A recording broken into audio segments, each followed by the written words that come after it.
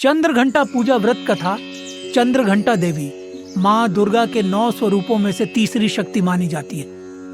उनकी पूजा नवरात्रि के तीसरे दिन की जाती है। यह मान्यता है कि माँ चंद्र घंटा अपने भक्तों के जीवन से समस्त दुखों का नाश कर उन्हें सुख, समृद्धि और शांति का वरदान देती है। उनके माथे पर घंटे के आकार का अर्धचंद्र होता है, इसी कारण उनका नाम चंद्र घंटा पड़ा। प्राचीन समय की बात है, एक राजा था जिसका नाम रत्नमल था।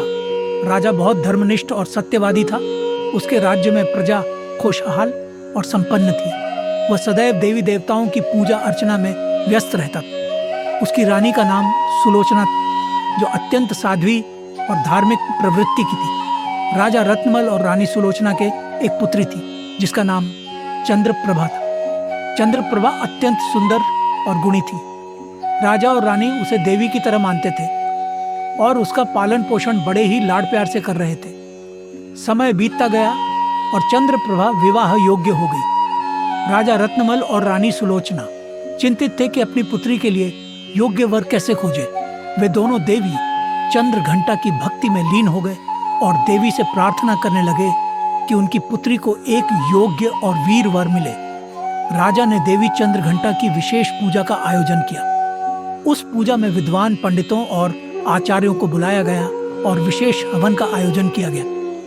पूजा के दौरान राजा और रानी ने देवी चंद्र घंटा से विनम्रता से प्रार्थना की कि उनकी पुत्री के लिए एक उत्तम वर का चयन हो जाए। पूजा के अंत में एक दिव्य आकाशवाणी हुई। आकाशवाणी में कहा गया कि चंद्रप्रभा का विवाह एक वीर और योग्य राजा से होगा, जो शत्रुओं का संहार करने में सक्षम होगा और उसकी राजकुमारी को जीवन भर सम्मान और प्रेम प्रदान करेगा। आकाशवाणी सुनकर राजा और रानी बहुत प्रसन्न हुए। कुछ ही दिनों बाद एक वीर और साहसी राजा विक्रमादित्य उनके राज्य में आए। राजा विक्रमादित्य एक पराक्रमी योद्धा थे और उनके राज्य की सीमाएं दूर दूर तक फैली थी। उनकी वीरता और न्यायप्रियता की चर्चा पूरे राज्य में थी। राजा रत्नमल और रानी सुलोचना ने चंद्रप्रभा का विवाह राजा विक्रमादित्य से तय कर दिया।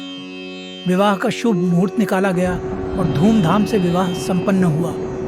चंद्रप्रभा और राजा विक्रमादित्य का जीवन सुखमय और शांतिपूर्ण था। दोनों ने देवी चंद्र घंटा की कृपा से अपने राज्य में सुख, शांति और समृद्धि फैलाई। हर वर्ष नवरात्र में राजा और रानी देवी चंद्र घंटा की पूजा करते और उनके आशीर्वाद से राज्य की समृद्धि बनी रहती।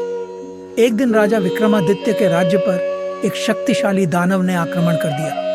वह दानव बहुत बलशाली था और उसकी शक्ति के सामने सभी योद्धा असहाय हो गए। राजा विक्रमादित्य ने पूरी शक्ति के साथ दानव का सामना किया, लेकिन दानव की शक्ति के आगे वह भी असफल हो गए। यह देख चंद्रप्रभा ने देवी चंद्र घंटा की आराधना की और उनसे मदद की प्रार्थना की। देवी चंद्र घंटा की कृपा से चंद्रप्रभा को दिव्य शक्ति प्राप्त हुई।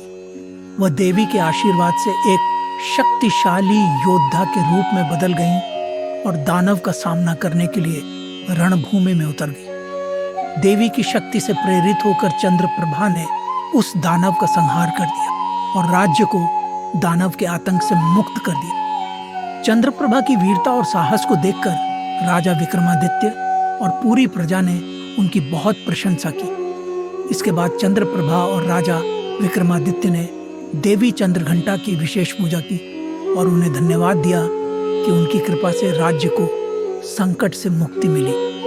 इस प्रकार देवी चंद्र घंटा की पूजा से राजा विक्रमादित्य और चंद्रप्रभा का जीवन सुख, शांति और समृद्धि से भर गया।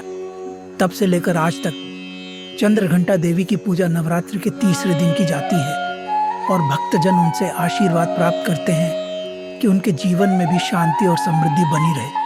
चंद्र घंटा देवी की पूजा से सभी कष्टों का निवारण होता है और मन को शांति मिलती है। उनकी उपासना से भय दूर होता है और आत्मविश्वास बढ़ता है। माँ चंद्र घंटा अपने भक्तों की समस्त समस्याओं को हर कर उन्हें एक सुखी और समृद्ध जीवन प्रदान करती हैं।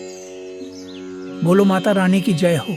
अगर आपको यह चंद्र घंटा देवी पूजा व्रत कथा पसंद आई हो तो इसे ज़रूर आगे शेयर करें और ऐसी ही जानकारी प्राप्त करने के लिए जुड़े रहें हमारे चैनल श्रद्धा सुमन के साथ। लाइक करें, शेयर करें और अभी सब्सक्राइब करें। धन्यवाद। एम ओम।